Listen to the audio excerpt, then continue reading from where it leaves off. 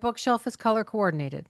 Yes. Yeah, because you need it here or aesthetically it just makes you happy. Aesthetically, it makes me happy. Those are Okay. all books that I've read, so they're not like, and also I know exactly what the covers look like. So if I ever need to go and reference them, they're mostly like nonfiction and memoirs, and um, I tend to, which is what I tend to read mostly. So I'll go and like reference them, but I know exactly what color they are and what they look So like. you're And a yeah, big reader, big reader. No Audible, just on book. I do Audible as well. I do Oh, both. I'm an Audible gal. I Yeah. love Audible. Which I totally constitutes reading.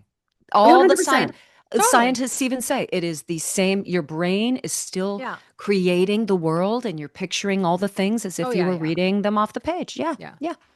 Fully co-sign, except for when my son tries to tell me that it's the same, in which case I'm like, no, you still have to No. actually read it Right. and learn reading comprehension. Yeah, these rules change. You first have to prove that you're capable of reading at Yes. your grade level, and then Yes. and then. No, we have that argument all the time. I'm like, oh yeah, it's totally reading, my love. And you can use that once you have graduated and have degrees.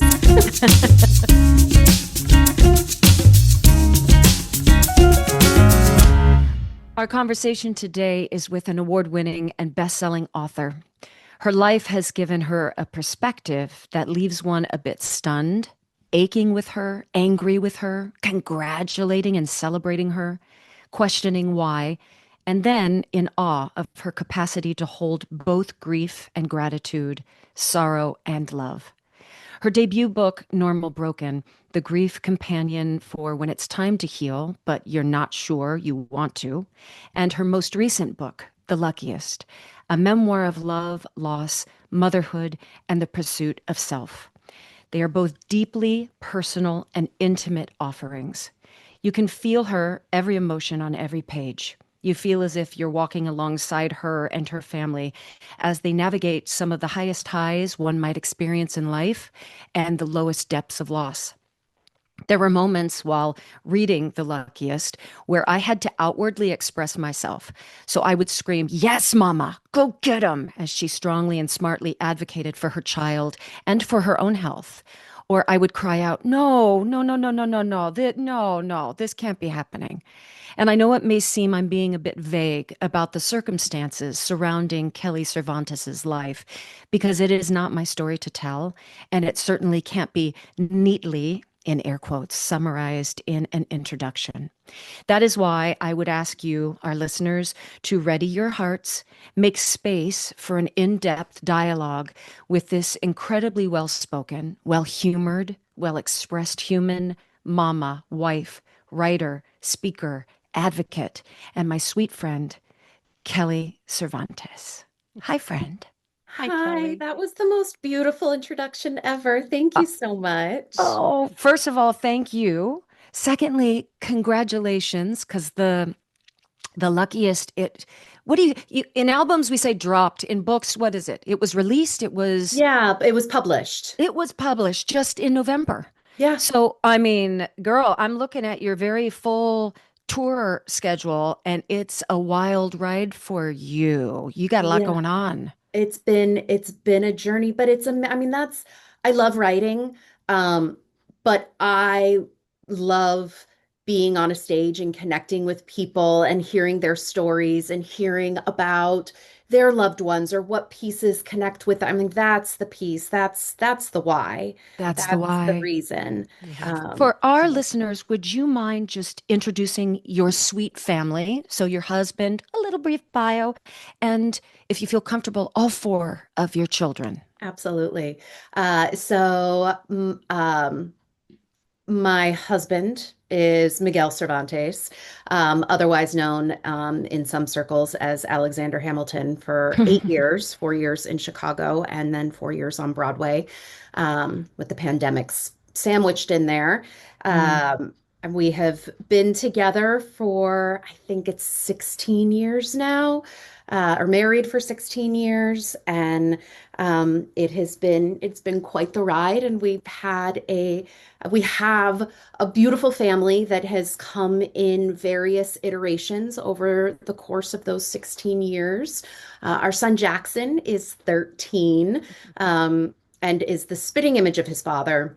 Mm. Although thankfully does have some of like my organizational like I'm like, okay, I do see myself in you, even if you look just like your dad.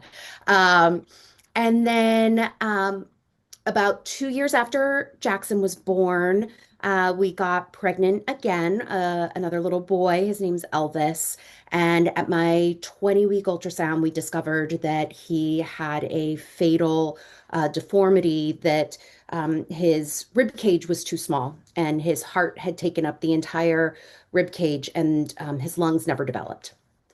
And so uh, he was not going to survive birth. He would probably stay alive in my body because they don't need their lungs to breathe when they're cohabitating with you. But upon birth, he would have suffocated and passed. And so we made the decision to terminate that pregnancy, which we very much wanted, and deeply loved him. And I was sort of my first, I call them asteroids. These like they're swirling around you and you have no idea when they're going to fall. And Elvis was sort of that first asteroid that landed at my feet and completely changed the landscape of the way that I looked at life and what I thought life was about or what it meant. Um, I also I was sorely mistaken in thinking that asteroids are fairly rationed. I thought that, okay, this was like my life's big trauma, and now we're going to move forward. And I'm so glad that we've gotten that out of the way. Kelly, can I ask you Um, a question? How old were you when that happened with Elvis? so I had Jackson at 30, so I was 32. Okay. Mhm. I was 32. Still quite young, young, young, Yeah, young. Yeah, very. no signs earlier that there should have been anything wrong. And all the genetic testing told us it was a lightning strike, that there was that this particular condition, it's just a random change of the gene, and there was no reason to think that anything like that could ever happen again. And so we got pregnant again with our daughter Adelaide. And I was terrified, of course, the entire pregnancy, thinking that, even though we knew that Elvis was a lightning strike, that um, I still was terrified, but every scan came back fine, every measurement. She was healthy pregnancy. Um, Delivery was, she shot out like a cannon. She was Mm. like ready to take on the world. Um, but the nurses said she was a little floppy, and so we kind of knew perhaps something wasn't quite right, but also in my mind, we had already gone through our life's big tragedy with Elvis. Mm. And so Adelaide had to be okay. Elvis was a lightning strike that wasn't going to repeat itself.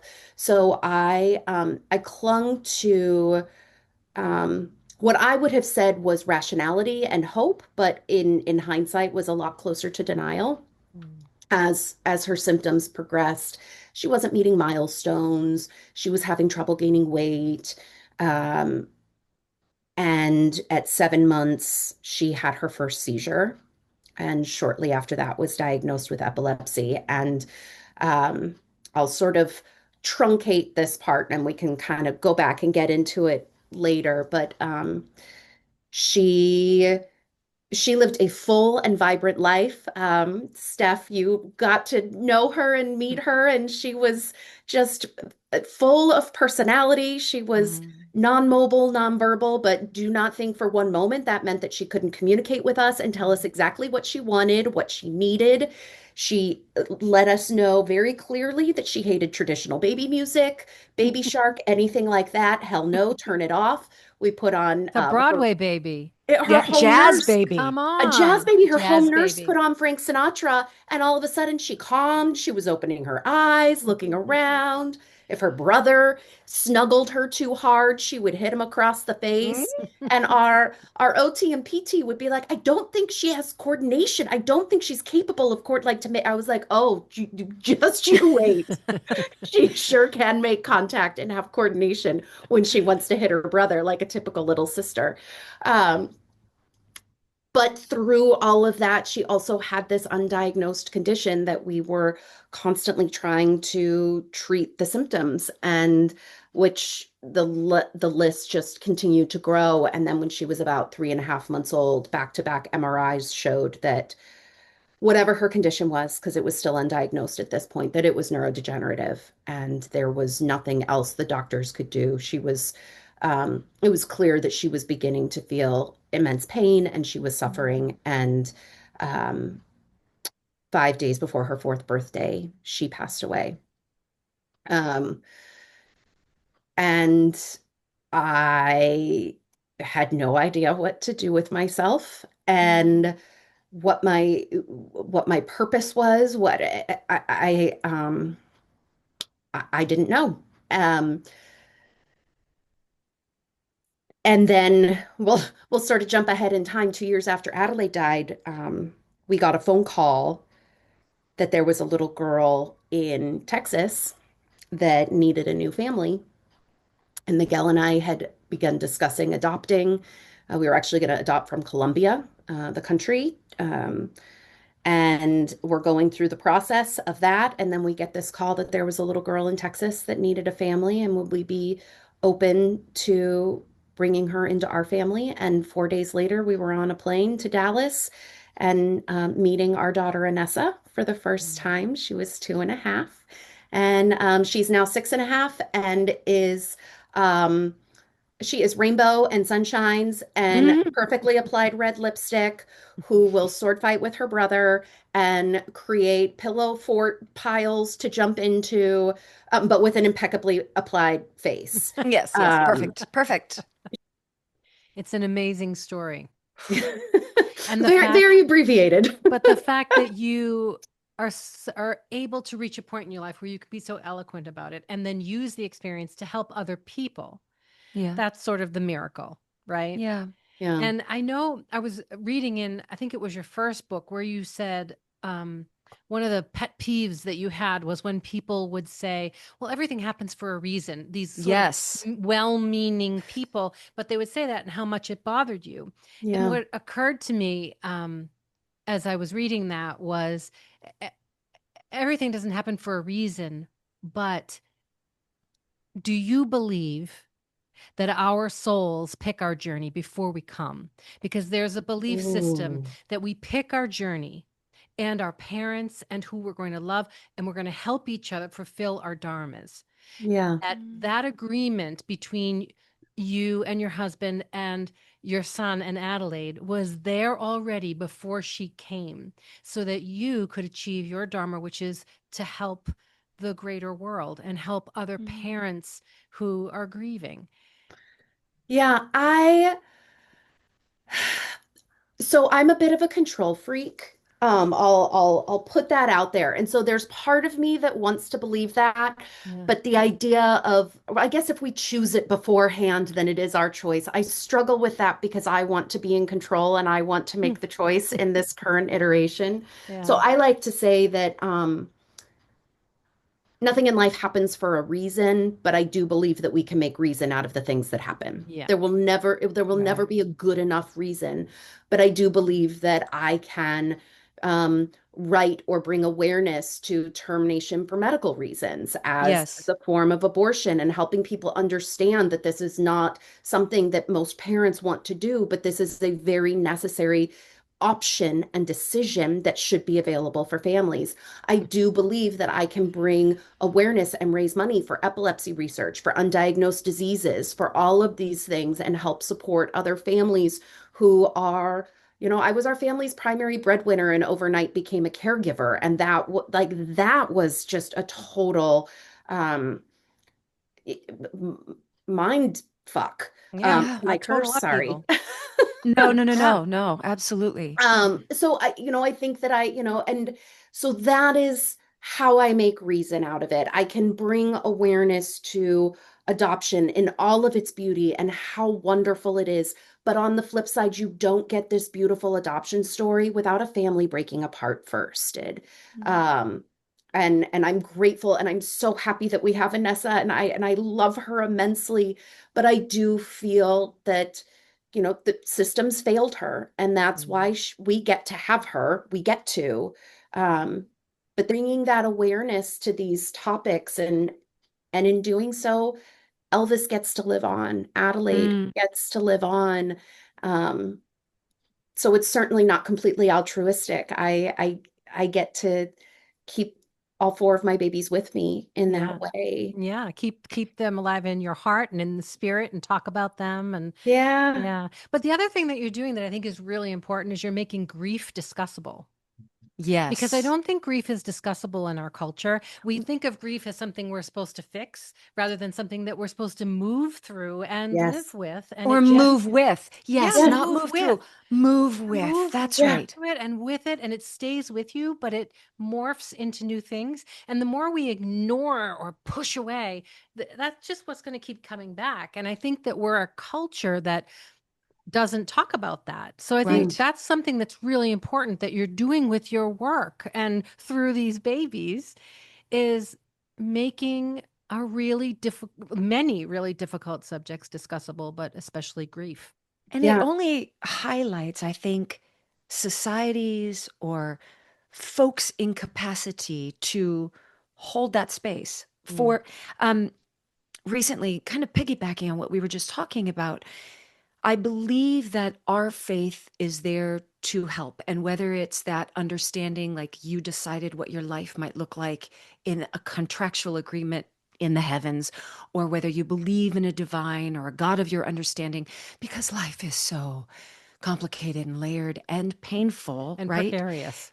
And precarious. But Mhm. then on the other side of that is this phrase, which I just recently heard, which is called toxic positivity. And in Mm-hmm. that, well, there's always a silver lining. No, we don't have to live in that space. It's not an Mhm. either or situation. And that's what I think moving with the grief is it's important because it's not going to disappear. There is no timeline, there is no clock ticking. It will be a part of who you are forever and ever. Now it's up to the people around in our society to kind of relearn Yeah. that big emotions and tears, this is very normal, very real, how we all would, I think, express ourselves. So it's up to us to allow that space to be like, okay, this is not okay. And we're going to let this be not okay for however long it needs to be. The very Mhm. lengthy title of your first book, I have to say it out loud again. Yeah. You can say it without me having to go back and look. Yeah, Go. no, the Normal Broken, the grief companion for when it's time to heal, but you're not sure you want to. And You're that not sure you was want to. That was my mom is a therapist, and so she kept sending me all of these books, and they were lovely, beautifully written books but they were not helpful to me because they all started on chapter one with this assumption that I wanted to heal. And the Mhm. problem was that I didn't want to because I didn't understand what healing meant. I thought it meant that I had to let go of my daughter or forget her or move on from Mhm. her. And this was like that wasn't going to happen. And then it took sort of two back-to-back moments. One, I may have drunkenly signed up for a grieving mother's retreat, weekend Like long retreat. legitimately drunk, you were drunk. I was drunk. I had had too many glasses of wine, and I thought You're that like, maybe it would I'm be a good in. idea. I'm going to do this. And thank God I did. Uh, The next morning I woke up and they're like, "We're so excited to see you at the retreat in a who couple are weeks." you And I was like, people? "Oh my gosh, what did drunk Kelly do last night?" It could have been a Sometimes lot drunk worse. Kelly has It good could have ideas. been worse. You could have woke up in a little, the Well, that's county true. jail. To be So, fair, it was the yeah, pandemic. It yeah. was less than a year after Yeah. Adelaide had Yeah. passed No, away. no, you're allowed. I was not. I was unwell. Yeah. I was very unwell. And but thank goodness I did sign up for that because in at that retreat, I got to meet all of these other mothers who had also lost children, and Right. they were all different ages from all different causes, we all different backgrounds, but we all had this one thing in common. And with those women, no one, like if someone started crying, no one was like, "Are you okay?" Or like trying, they just sort of sat with you and held your hand and handed you a tissue Yeah. and allowed you to be in that moment. Everyone was willing to sit in the dark place with you. But then in the evenings we would listen to 90s rap and R&B and pop music, and like somewhere between Belle Biv DeVoe and the Backstreet Boys we're all dancing and Yeah. singing and able to still feel the joy that so Mm. many of us had been suppressing. And that you feel guilty for feeling, Exactly. like you're Or not worried, allowed oh to my feel goodness, joy what does anymore. someone think? Do they think that I'm over my daughter? Do they think I've Right. moved on? All Yeah. of this. And Yeah. I realized that I was still broken. I am always going to be broken. However, I can, with those women, I felt normal broken. Hmm. And then it wasn't, I mean, maybe a month later, 2 months later, um, President Joe Biden was, it was the night before his inauguration, and he was giving us a COVID-19 memorial speech. And regardless of anyone's political beliefs about this man, um, he knows grief. You know, he lost a wife and an infant child. He lost an adult son to brain cancer. Like this man understands loss. And in that speech, he said, "To heal, we must remember." And I had never heard someone describe healing in that way. And Mm-hmm. I was like, that's a kind of healing that I can do. I will always remember Adelaide. I will, and if by remembering her that's heal, like I can do that. That's so that to me is when I was like, okay, maybe I can get behind this healing thing if it means bringing my daughter with me into the future. And it's not bringing her physically with me in the way that I wish that I could, but I bring her forward with me in my writing. I bring her forward with me when I connect with other epilepsy families or disability families or anyone who is grieving any kind of loss. That is the kind of healing. And again, I'm always going to be grieving her because I'm always going to love her. They're two sides of the same coin. At some point, I think in your grief, the love and the grief are the same. You can't separate the two. Right. And but there's beauty in that because I loved her so much. I will always grieve her and miss her and remember her. And I think for me, my goal now is to allow myself those moments when the darkness overcomes and miss her. I physically miss her. I miss all of the secondary losses that come with grief, the nurses, the doctors, the taking care of her, the all of that. I miss being in the hospital, which sounds bizarre, but it becomes part of your life. And I can grieve that and miss that and take a day or two and live in that. But ideally, a majority of the time, I'm living in this place where her memory brings a smile to my face, Mm-hmm. where I I think of her and I think of love. Mm-hmm.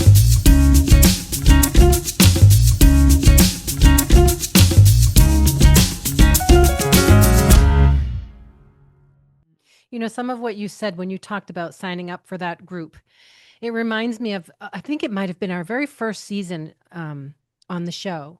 On Mother's Day, we interviewed a very good friend of mine, Cara Belvin, and she has a Mm, program called Empowering.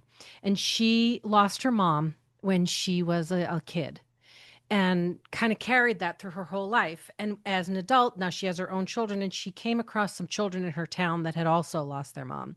And she started this small program. It started out with just 9 girls, and it was called Empower Her. And she would bring these children together who had lost a mom. mhm, And I would do some volunteer work with her. And one of the things that a child said was, when I come together with this group, I'm not the kid who lost her mom. I'm just one of the kids. And Yes. when I walk down the hallway in school, I'm that kid who lost her mom. There's always a piece of me that's just a little different than everybody else. And no one knows how to connect with me. And I don't know how to connect with them because they don't understand. But when I go to this group, I'm just one of them. And I'm allowed to swim and play or be sad and do whatever I want Right. because they're coming from the same place I am. And I think that's Right. such a powerful thing. It's such a power of community, it's a power of grief, it's the power of making things discussable.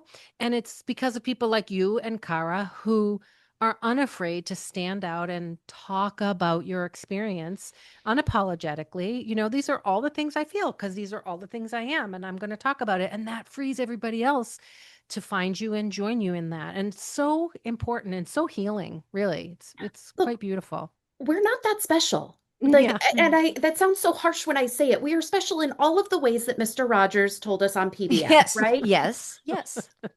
But what we feel, our reactions, our emotions, maybe Mm, the specific details of our human experience is unique to us. Not everyone had a husband who was in the one of the biggest shows in Broadway history. Meanwhile, their daughter was in and out of the hospital. Like that's my unique story. However, my response to it, the way it affected my life, my emotion, that is not special or unique to me. There are so many people out there who understand that. And we humans are social creatures. We have always thrived in community. That is why I think that we have survived as long as we have. It's one of our Mhm. superpowers. And so I always urge people, whether they're getting a new diagnosis or whether they've lost someone or whatever it is, a new job that you're entering, find your community. mm. Find those people who get it, who are going to understand, who you're not going to feel like the only one, that you are going to feel like one of many. Yeah, because there is a quiet understanding, isn't there, when you are surrounded by your community and you feel Mm. like you belong, then you don't have to explain every facet of your life and say, understand me, understand me. I remember when you were in Chicago and I was asking, are you coming back to Maplewood? And you said, well, Miguel is going to go back to Jersey. We're going to hang a little while. And you gave sort of the checklist of all the logistics. And then you quietly said, and I just need to be here because everybody already knows my story. And I don't have to keep telling it over and over. And I know Yeah. once I leave Chicago, I'm going to have to explain. And that was a lot. You had this charm necklace with, at the time, it was three initials, your three children. And Yeah. you knew you were going to Jersey with Jackson. Yeah. And so those three charms, you were like, do I wear the three charms? Is this going to be someone at a supermarket that says, oh, you have three kids? And then how do you answer in the line of a supermarket and on a day-to-day basis? How does Kelly show up with all this informed life where you Yeah. know you're going to run into 1,000 people that have really no clue as to who you are, where you've been, what you carry? How do you show up in life? It used to cause me immense anxiety to the point where like I couldn't go to the grocery store for well over a year. Miguel had to do all the grocery shopping or we would order the groceries delivered. I like it caused me so much stress and anxiety.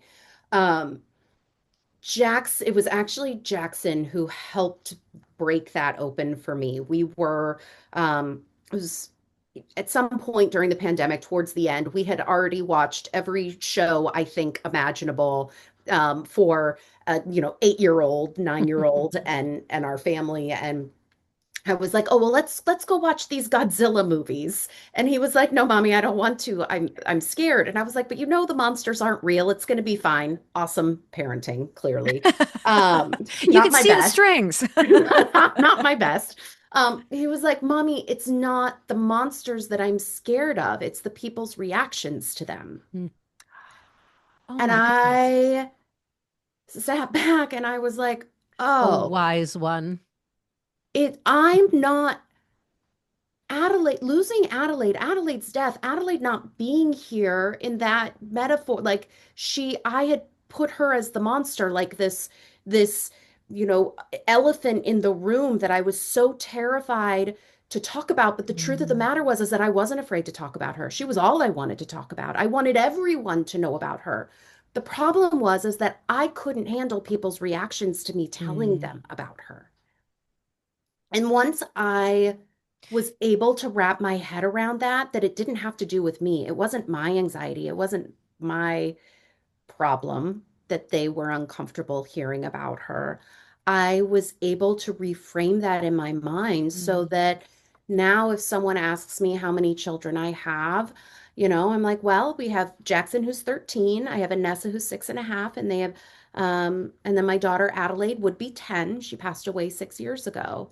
And a lot of times people will, oh my, and now it's, oh my goodness, I'm so sorry. Um, and we sort of move on. But the people who I know are perhaps grief trained or who have Mm. also lost someone will stop in that moment and they'll say, "What was her name? Please tell me about her." Mm. Mm. Mhm.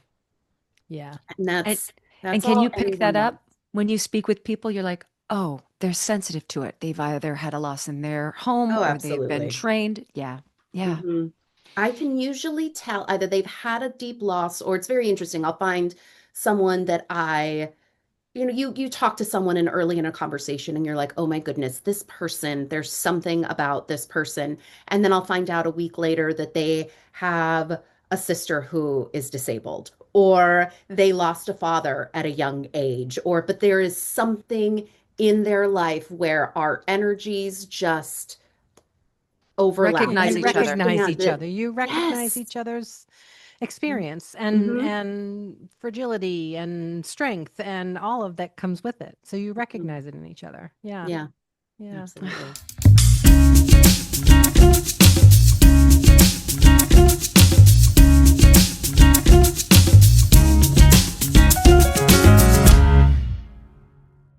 Absolutely. You're very candid in the book about Miguel and how at this point in his life, these are the highs of highs we were talking about in the intro. Being Hamilton, being in Chicago, essentially a celebrity there. I mean, a true celebrity. Everywhere you guys are going, there's recognition. He's having to show up for press events. And there's a balance. And in your book, you're very honest. You were like, why don't you know her meds? Why aren't you Mm. picking up air quotes the slack? Why? And of course, I can't hear his tone in which he responded to you, but in the book, it was very much, look, this is what I'm doing, and this is what I have to do for our family, and this Yeah, is what I need you to do at this time. yeah, And it came off almost harsh or shock to the system. And then when I sat and kind of marinated in it, I was like, is that just truly the truth? Like, there needed to be this balance and understanding where these two lives had to exist at the same time. yeah, Neither one of you had the reservoir to hold both at the same time. So one Mm. had to do this while the other had to do this. How did that strike you when Miguel was super honest with you and just said, these are our terms of engagement. I need you to do this. I'm doing this. Oh, I was furious. I Yeah. was, I Yeah. was Yeah. outraged. I resented him so much in the beginning because he got to leave the house. He got to Mm. have his own life. He got to go out for drinks after the show. He got a standing ovation for, standing on stage and talking real fast and moving his arms around a lot. And I was at home keeping our daughter alive, and no one was giving me a standing ovation. Yeah. And it was, and so what I understand now is that my resentment was actually another type of grief. I was Mm. grieving a life where I had more independence.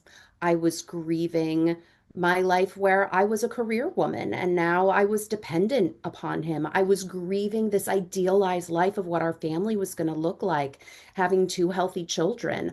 I was resisting this change, resistance to change is just another form of grief. Mm. Yeah. And so it took me about a year. It took a solid year for me to accept that this was our life now, and then find ways where both Miguel and I could work together in this life to make it the best that it could be. Um, and in the end, it became a beautiful, most fulfilling life I could ever imagine. But I'm not going to pretend that I like him saying that to me, that I took it and was like, yeah, you're right. I was like, no, you're an asshole. And like, Mhm. but when I do, now that I have distance and perspective, I look at that, and he had all of this pressure leading the first production of Hamilton outside of New York City. He needed to keep this job because we needed this health insurance. We needed this money. He has all Sure. the pressure leading the company, all of the people coming to the show, the producers, all of this. And so he was under an immense amount of pressure. And we needed that job. We Mm. needed that health insurance. And so I just didn't want to have to be the one who was solely responsible for this sick kid because it was really hard. It's like, yeah, it's And I didn't know what exhausting. I was doing, and it was uncomfortable, and it took me time to kind of step up to the plate and realize that A, I could do this, that B, I could enjoy doing this, and that perhaps I actually got the better end of this deal because I got to have all of this time with her. How incredible was it that he did have this job so that I could be home with her? I can't Mm. imagine if I had to be at work and Miguel was the one who was taking care of, I would have lost my mind. Or the both of you had to be at Yeah, work and she was with another caregiver. Yeah. yeah, Yeah. which is, happens all too often. I got there Yeah. eventually, and Yeah. and it didn't, and it took compromise. Like I needed to be able to leave the house and leave Adelaide with Miguel, and it was a lot of communication, and a In what lot of emotional openness. in what you just said, saying, and I didn't know what I was doing. Mm. What I loved in reading your book was watching you grow in advocacy, doing all the work to understand your child, the disease, the way hospitals work, the way billing works, the way insurance work. And I was like, we all have to do this with our own lives. The advocacy for yourself and what you know you're feeling, witnessing, doing. Tell me about what some of those conversations looked like. And did you have that bravery right away? Or were you like, no, no, no, no. It took some time, but now I might know more than you do because on a day-to-day basis, And I you am know your dealing with this child. beautiful. You're right. You know your child. They That's don't Yeah. your know your child. human. Yeah. But that's a double-edged sword because, Okay. yes, no one knew Adelaide better than I did, but I didn't have a medical degree, Yeah. right? And so when we say you know your child best, and that is 100% the truth, no one knew her better than me. But that's a whole lot of pressure because I was being tasked with making decisions about her medical care because she was diagnosed, because doctors didn't know what was going on. They would say, do you want to try this medication and these are the side effects? Or should we try Uh-huh. this medication with these side effects? Do you want to do this test? Should we do this surgery? What do you think? You know her best. And I'm like, the pressure that that Mm. puts on a Yeah. patient or a caregiver is immense when there isn't, we do this and then we do this and then we do It's this. exploratory. And so you're like, I don't want Exactly. my And kid to be and the guinea pig everybody's trying things and on. so absolutely I knew her best, but I found that to be a tricky place sometimes to be in because I don't have a medical degree, although I did like to say I had a PhD in Adelaide. They call it practicing medicine for a reason. Right. Uh-huh.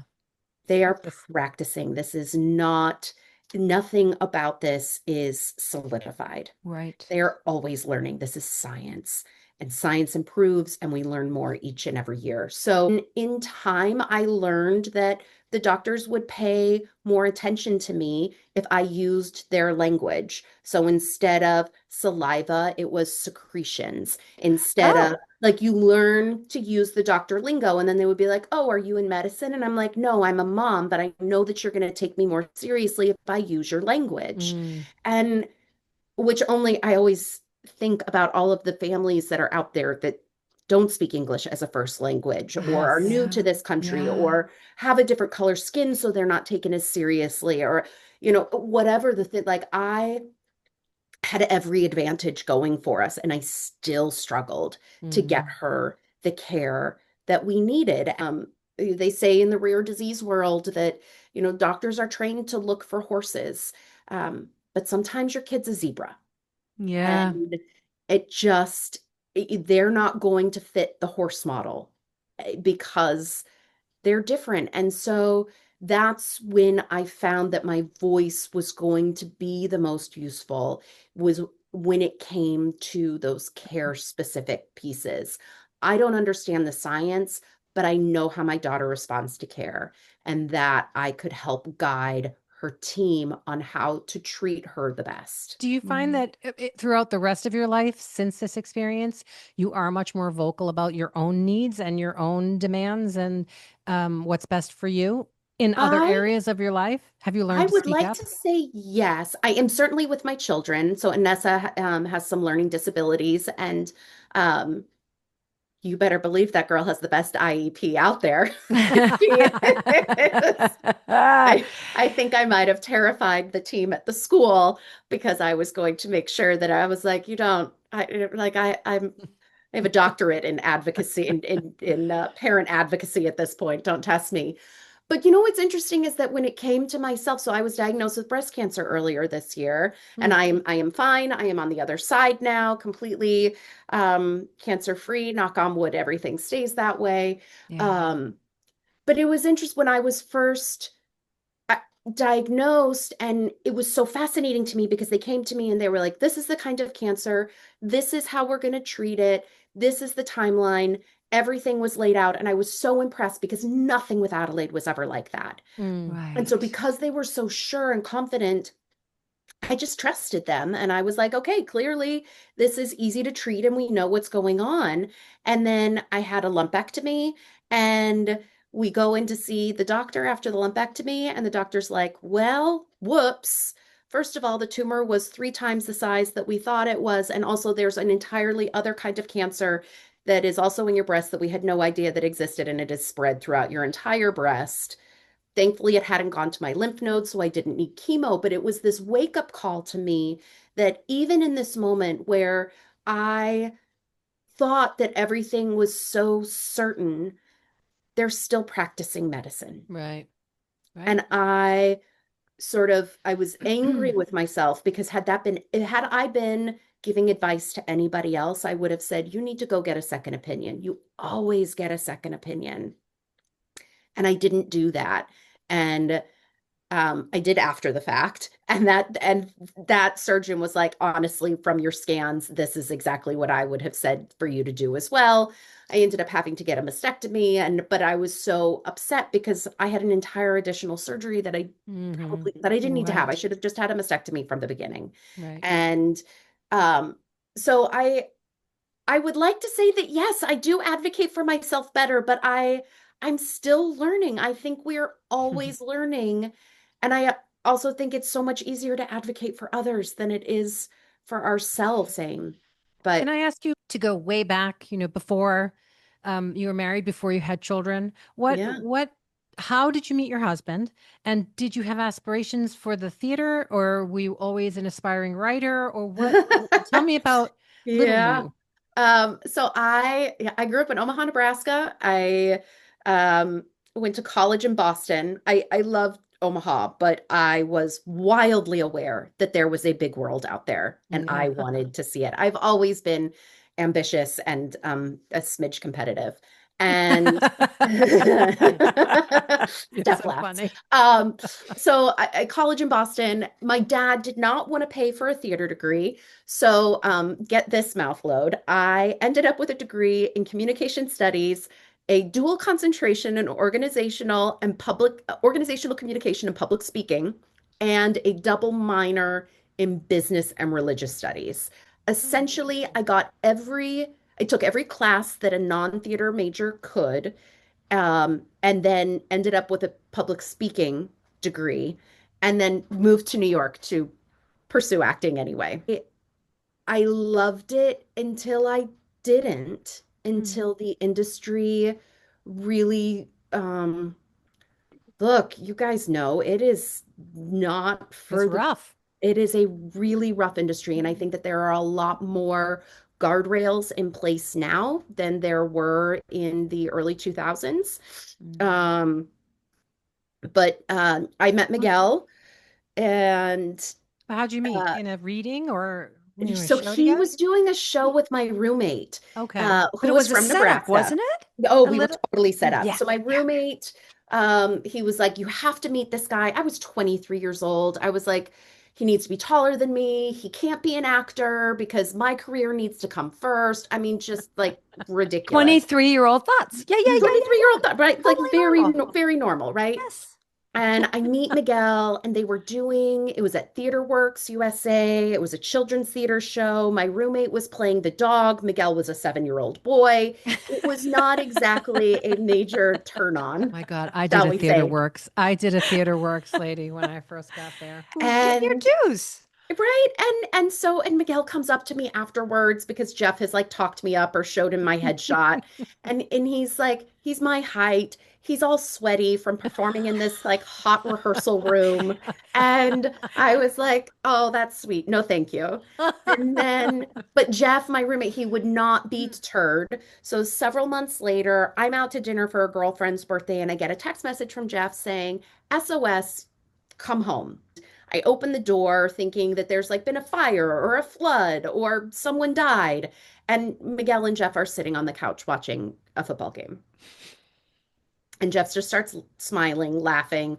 Miguel is clueless as to the fact that we've just been set up. And I was like, all right, well, we're going dancing for my friend's birthday. You're welcome to come with. No, Jeff is like a 300-pound Nebraska boy, like drinks Budweiser's at the pub. He is Yeah. not, $20 to $25 cocktails at the Not club giving kind you of. moves on the dance floor. Yeah, with an No, expensive drink in hand. no. I was like, you guys are welcome to come with.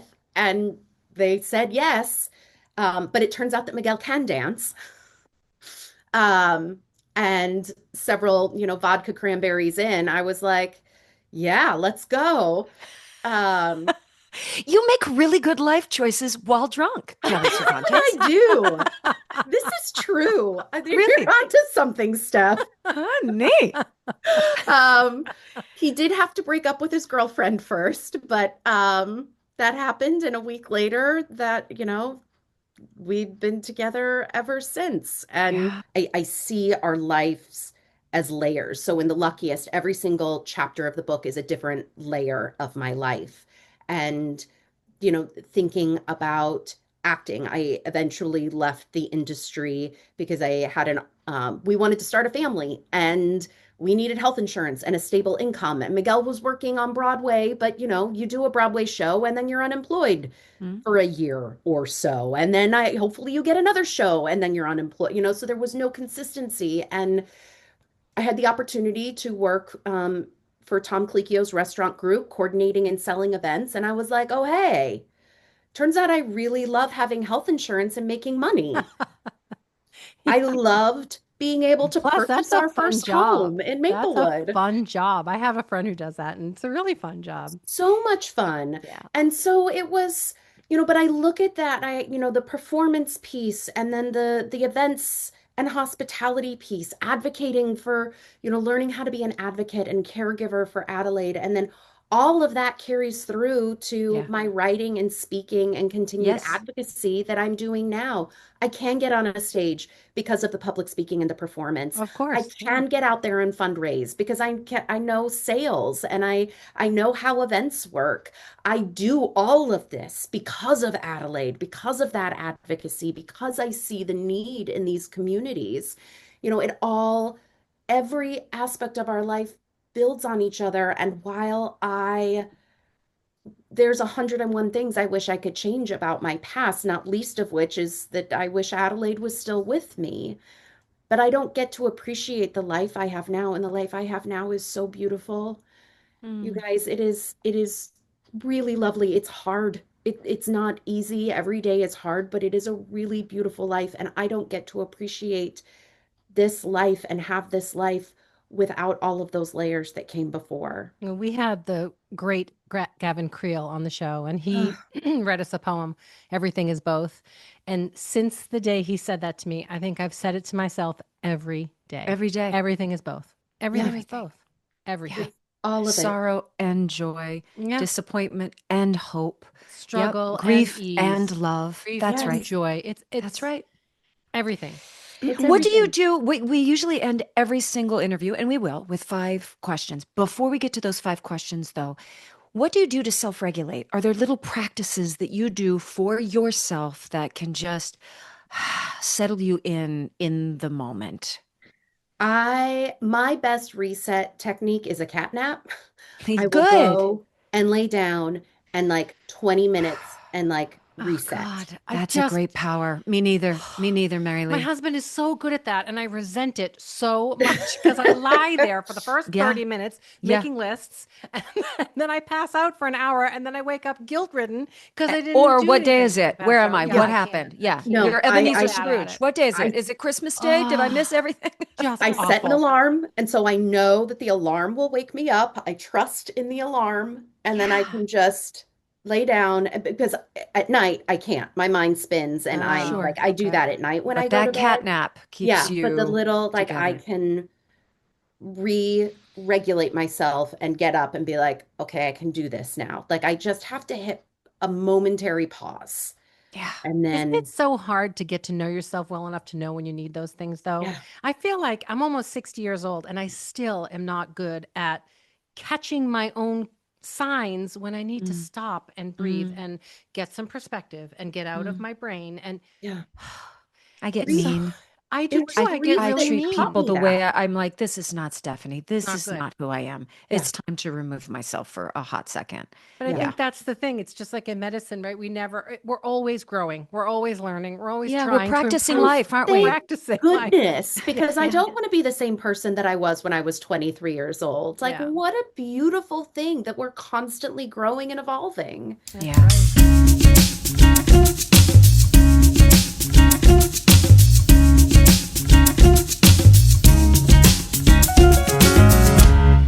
Do you want me to start? Sure, go for it. Your perfect sandwich. What does that look like and taste Ooh, like?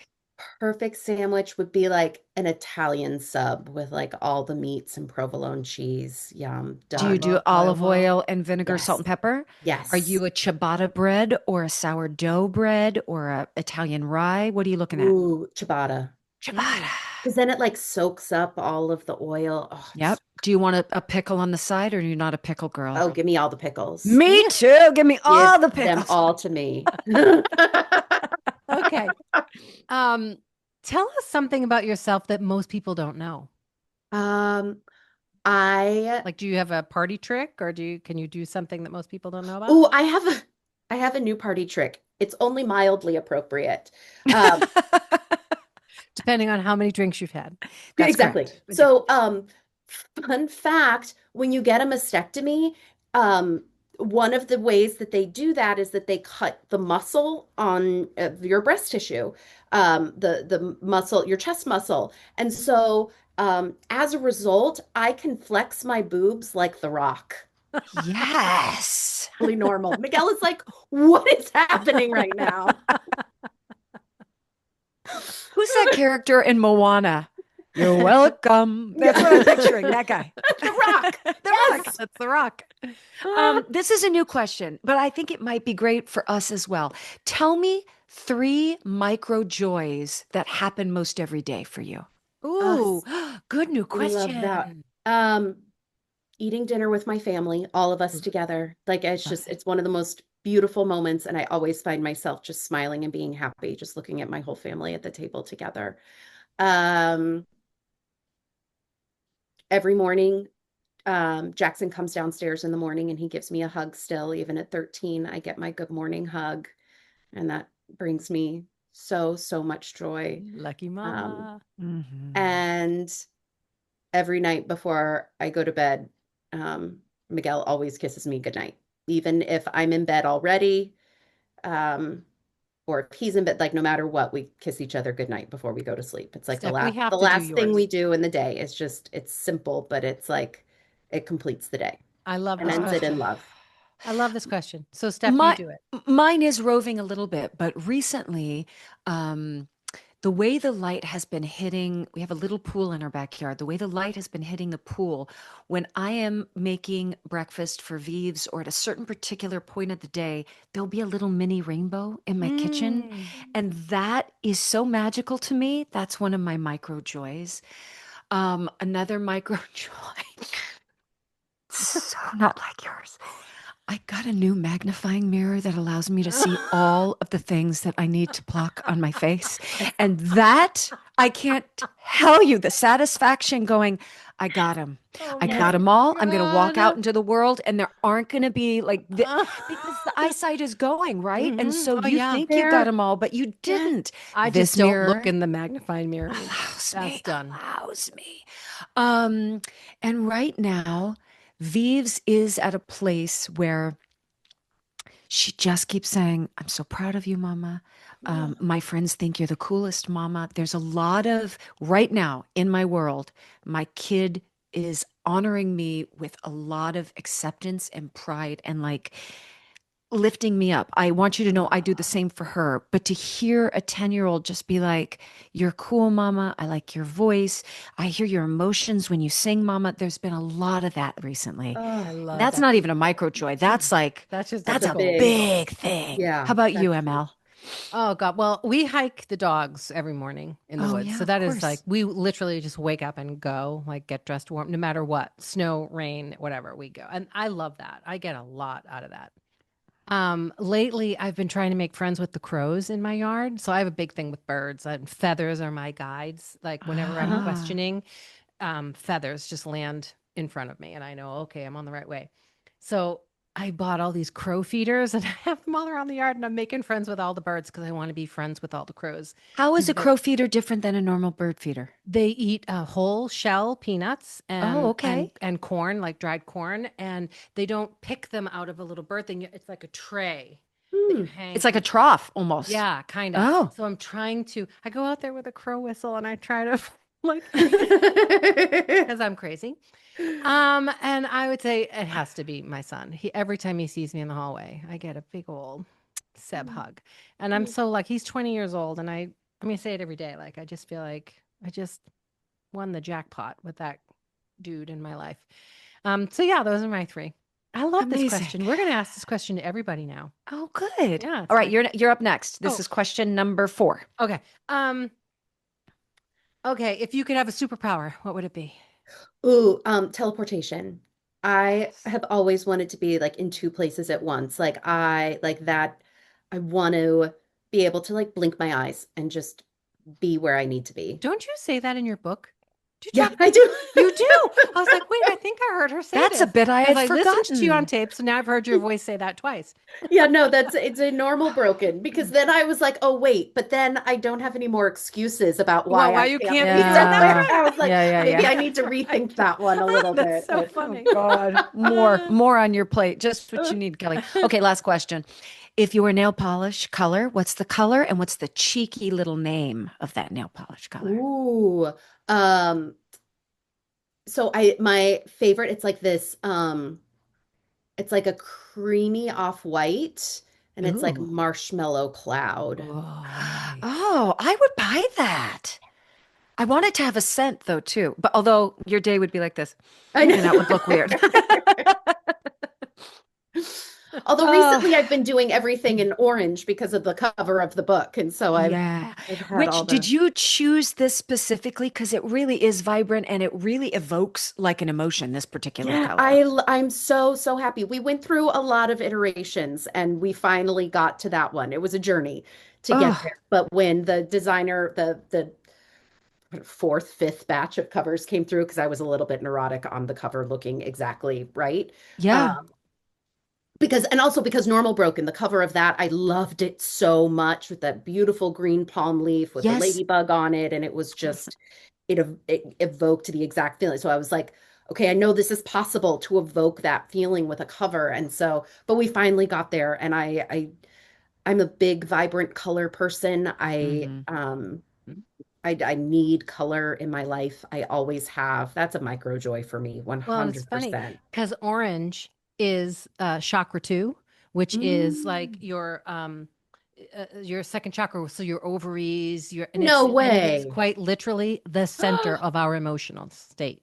And children, bearing children. Yes. Yeah, And it's oh, wow, wow, what you birth wow. into the world. Not only children, though. It's the birth of creativity, the Creativity. birth of books, the birth of words Oh, I and love music, this and the so color is much. orange. And it's where it's called your emotional, the seat of your emotional center. But not only that, this is really interesting.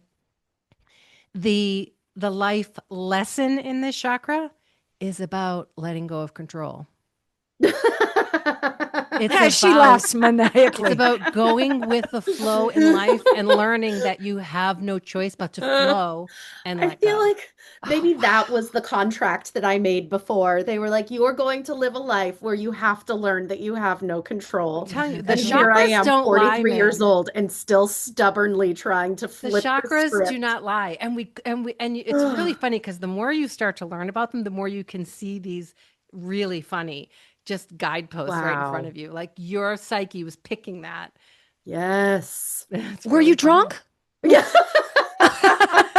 No, pretty sure I was sober for that one, Okay, but okay. Well, I was I going to picked the say it is color. another perfect choice. So Yeah. I don't But know. you know I what's don't know. interesting is that when Hysterical. you are inebriated, you have less control, Less right? control. And you Correct. Yeah. are Right. I going actually with did think like, that when you said that, but I didn't feel like I yeah, could say Yeah. it then. But now I interesting. can say it. That's My funny. intuition leading the Well, you way. are all of the things. You are living the fullest life and you are beautiful and you're a warrior and you're so beautifully spoken. And thank you. Thank you And for your thank you. I know time. we kept you a long time, and I Oh, appreciate Yeah. it. thank you, Yeah. ladies, so much. This was such a lovely conversation. I appreciate you.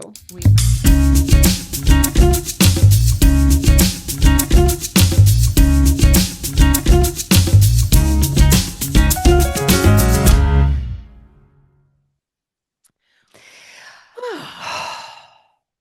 And I'm glad she and I took the have to chakra thing really say, well. what a thing though. What in a like that took my breath away, that sort of Yeah. awareness and connectivity.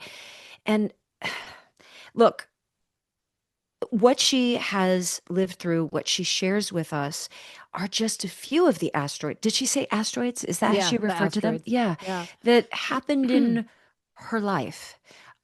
I know everything, when put in writing, is much, it holds a different weight. You Yeah. know this as a writer, right? Yeah. You say it, it comes out, it just sort of goes into the ether. You write it down, and all of a sudden you go, oh, wow, I've got to do that. Or, oh, wow, that really is that.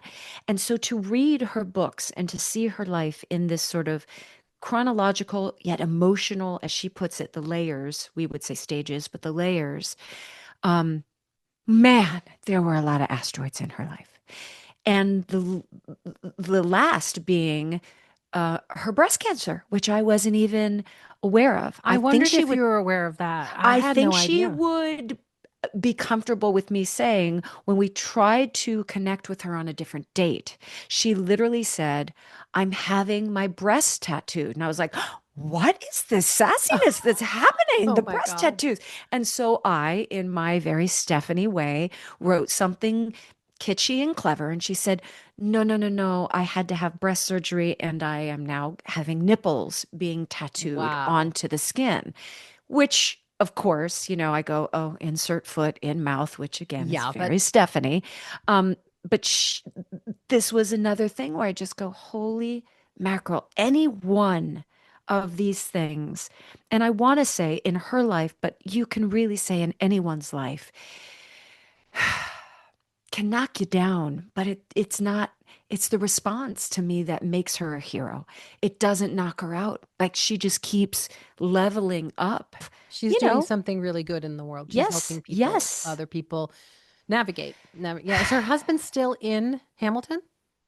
No, he's not. He's doing a whole bunch of new readings. I'm excited for him with the prospects that are out there. But he too has had this major transition where he now has a batting cage in Maplewood, New Jersey, and does baseball camps, Oh, different fun. parties, coaching, or kids can just go, not kids, anyone who loves baseball goes in and, hits the Oh, ball right that's there. so And cool. isn't that something? So you knew Yeah. her when you lived in Maplewood together. Very well. Yeah. So Seb and Miguel did this incredible thing at Lincoln Center called Happiness. So we became okay. close with them then. I do remember sitting beside her on the train going into New York, where she told me the story of Elvis and, having to let go of that pregnancy. And I think it was again in the mid to late 20 months of that and what that looked like. And And so you knew Adelaide because yes. they were in Maplewood before they moved to Chicago. That's right. Okay, Yeah. okay. So I got to hold and squeeze and snuggle up with. And when we were in Chicago, we spent quite a bit of time with them as families because I was there out of town with Cher Show while he was there with. And so, yeah, Adelaide would be all dressed up for the 4th of July and we would snuggle together. And there was another beautiful thing at Adelaide's memorial. Kelly speaks about wanting to share and give, but what she didn't speak on was how soon she was open and ready to do that. At Adelaide's memorial, there was this little basket of all the little hair clips that Adelaide had worn. And she encouraged us all to take one, wear it. Vivi wore a clip in her hair years.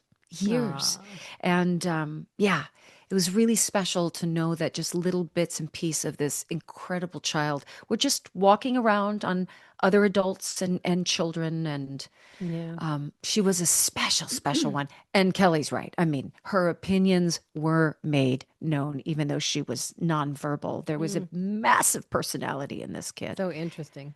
Yeah. So interesting. Yeah. Well, that was very touching. Never know the story of someone that you're passing by. 'Tis true, my friend. All right. I love you. I love you too. Happy see you everything.